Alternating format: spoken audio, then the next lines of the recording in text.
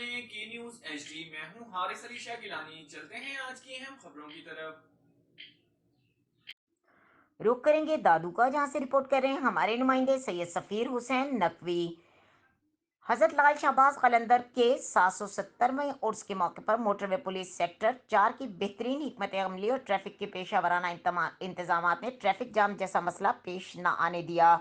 ترجمان موٹر وے پولیس کے مطابق zonal command D I G south Shahid Javed اور ایس پی 7 عطاء الرحمان حضرت لال شہباز قلندر کے 770ویں عرس پر آنے والے عقیدت مندوں کو بہترین سفری سہولیات فراہم کرنے کے لیے بہترین اور پیشہ ورانہ صلاحیتوں کو بروئے کار لاتے ہوئے سیکٹر کمانڈر عطاء الرحمان نے خصوصی طور پر کنٹرول روم تشکیل دیا اور عقیدت مندوں کے لیے پارکنگ اور حادثات سمیت ٹریفک جام جیسی مشکلات سے نمٹنے کے لیے منصوبہ بندی بنا کر عقیدت مندوں کو سہولیات فراہم کی، جس پر عقیدت کی جانب سے موٹر وے پولیس کے اس سال کے اقدامات کو خوب سراہا گیا۔